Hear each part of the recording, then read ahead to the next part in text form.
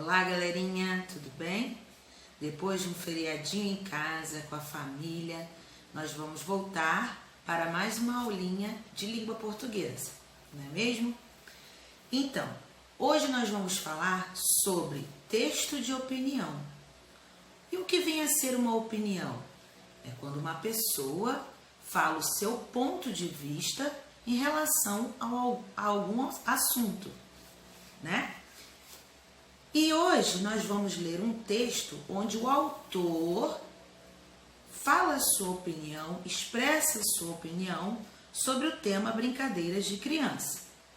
Então nós vamos pegar o material, nós vamos trabalhar hoje com um livro didático, seguindo a sequência das páginas que a tia Luciana anotou no planejamento, e vamos começar então pela página 55, ok? Tia Luciana vai fazer a leitura e vocês vão acompanhar para depois a gente pensar em algumas questões sobre este assunto.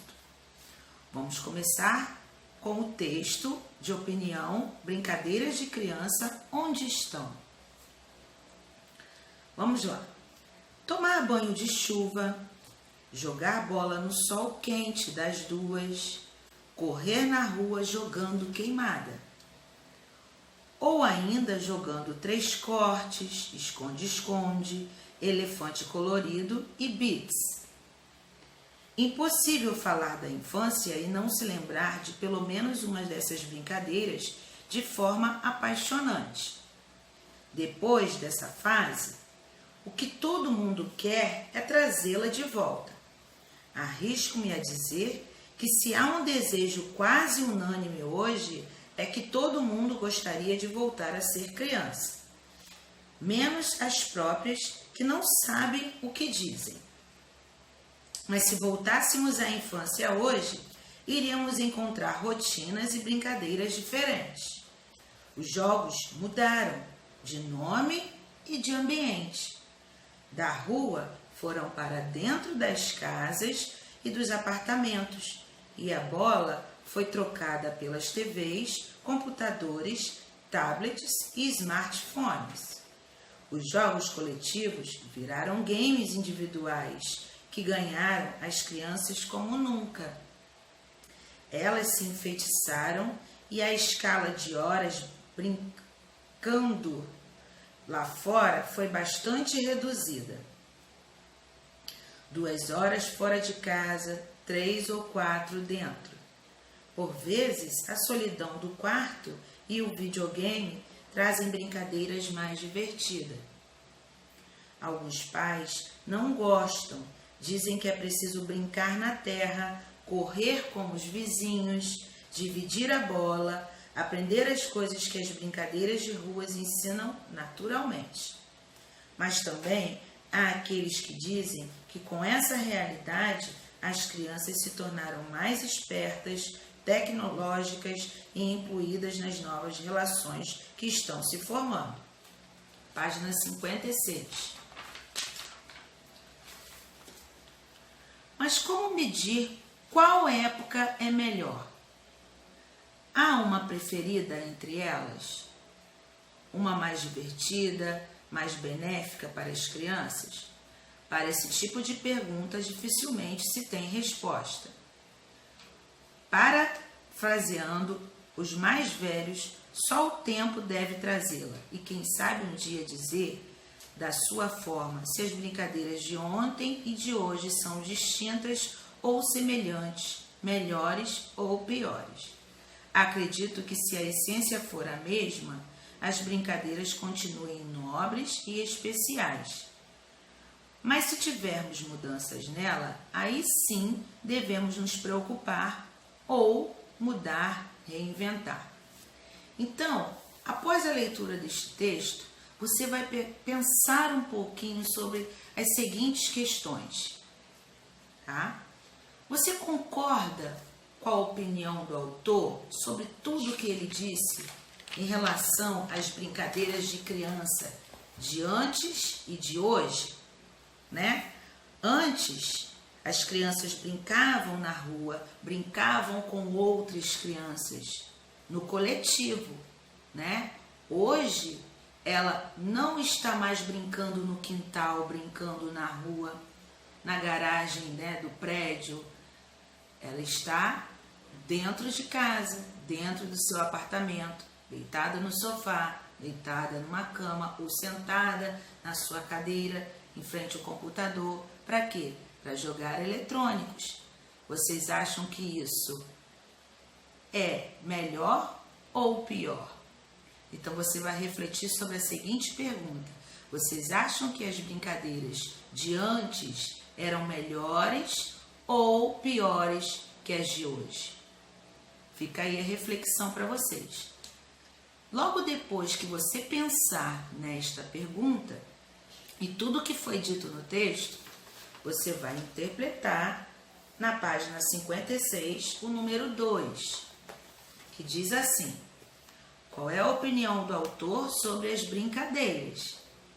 As brincadeiras de hoje são as mesmas de antigamente? As brincadeiras de hoje são diferentes daquelas de antigamente? As crianças de hoje já não brincam mais. Qual a opinião do autor? Você vai marcar aí, de acordo com o texto. Número 3. Segundo o texto, como as crianças de antigamente se divertiam na infância? O que é que elas faziam? Né? Então tem várias brincadeiras, até mesmo na ilustração, antes de começar o texto, tem um tipo de brincadeira que elas faziam antigamente, como também tem lá no texto alguns tipos de brincadeira. Número 4. Você sabe jogar queimada? Acredito que alguns sabem. Uma brincadeira super legal. Queimada, bandeirinha. Nossa, tia Luciana brincava muito desse tipo de brincadeira. Você sabe jogar queimada? Leia as regras a seguir. Então, você tem aí as regras de como que se joga queimada. Ok? Jeito de brincar. Para brincar, é preciso dividir o grupo em 2 times. O jogador que estiver com a bola deve arremessá-la, tentando acertar uma pessoa que esteja no outro time. Quem for queimado, sai do jogo. Vence a equipe que conseguir queimar todo o time adversário primeiro. Essa brincadeira é muito gostosa, muito legal. Só que aí não pode ser jogado igual você joga num videogame em casa, sozinho, num celular, sozinho. Tem que ser no coletivo, com bastante colegas, né? E isso é muito divertido, muito legal. Agora, nós vamos lá na página 57, que diz assim: você vai fazer uma pesquisa e explicar as regras de algumas brincadeiras que foram citadas lá no texto, que algumas crianças brincavam antigamente e até hoje, né? Acredito que algumas crianças brincam dessa forma. 3 cortes, você vai explicar aí as regras da brincadeira de 3 cortes, vai pesquisar e vai escrever na letra A.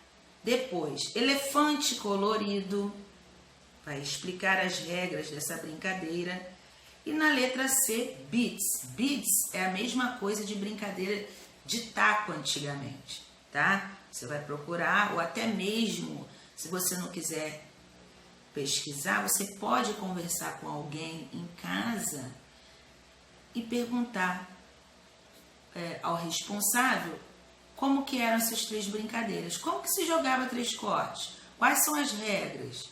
Elefantinho colorido. Taco. Taco é uma brincadeira super conhecida também, mas para quem tinha infância ainda lá antigamente. Ok? Na letra C, no número 6, diz assim: segundo o texto, quais brincadeiras são mais comuns nos dias de hoje? O que mais chama a atenção da criançada nos dias de hoje? Será se é jogar bola, 3 cortes, jogar queimada, brincar de bandeirinha, brincar de amarelinha? Ou será que hoje em dia as crianças estão procurando um outro tipo de diversão mais parada, né? Vamos parar para pensar aí, ok? Já na página 58, o número 7 diz assim: releia o trecho a seguir. Arrisco-me a dizer que se há um desejo quase unânime hoje, é que todo mundo gostaria de voltar a ser criança. Na letra A, diz assim: o que o autor quis dizer com um desejo quase unânime? A palavra unânime quer dizer a opinião de quase todas as pessoas, a maioria das pessoas tem o desejo de voltar a ser criança, ok? Então, o que esse trecho aí quis dizer? Um desejo quase unânime. Tia Luciana já deu uma dica aí. Letra B. Você concorda com essa afirmação? Que hoje em dia a maioria dos adultos, a maior parte das pessoas gostariam de voltar atrás e ser criança, poder brincar sem compromissos, né? De trabalhar, ter que pagar contas. Parar para pensar e responda aí a letra B. Você concorda com essa afirmação? Número 8. De acordo com o texto, é possível saber que época é a melhor, se é a passada ou se é a atual? Ele diz, o autor diz no texto, não, a melhor época era antigamente e não os dias de hoje. Ou ele apenas nos mostra os tipos de brincadeira dos dias de hoje e dos dias de antigamente. Então você vai parar para analisar. Ele diz qual era a melhor época? Ou ele fala sobre as brincadeiras de antes e as brincadeiras de hoje? Número 9. Todos os pais têm a mesma opinião sobre jogar videogame? Pinte lá no texto, na página 55, o parágrafo que fala sobre a opinião dos pais em relação ao videogame. Você vai lá na página 55 e vai marcar o parágrafo inteiro que fala sobre a opinião de alguns pais em relação ao videogame. Ok? Pega a sua caneta marca-texto, vai lá e marca o parágrafo inteiro em relação a essa questão do número 9. Já o número 10 já é uma resposta pessoal, uma resposta que você vai dar. Qual é a sua brincadeira favorita? Ela aparece lá no texto? Sim ou não? Então, primeiro você vai colocar a sua brincadeira favorita, depois você vai me responder se ela aparece lá no texto ou não. Número 11. Qual é a finalidade do texto que acabamos de ler? Que o texto quer nos mostrar, tá? Ele quer contar uma história sobre brincadeiras, explicar as regras das brincadeiras ou mostrar uma opinião a respeito das brincadeiras de antigamente e de hoje. Número 12, também é uma resposta pessoal. Você vai refletir. Você concorda com as brincadeiras de hoje? São bem diferentes e que as crianças passam muito tempo com os eletrônicos? Vou ler outra vez. Você concorda que as brincadeiras de hoje são muito diferentes e que as crianças passam muito tempo com os eletrônicos? Sim ou não? E por quê? Tá? Por que você acha que essas brincadeiras são diferentes das brincadeiras que foram citadas no texto?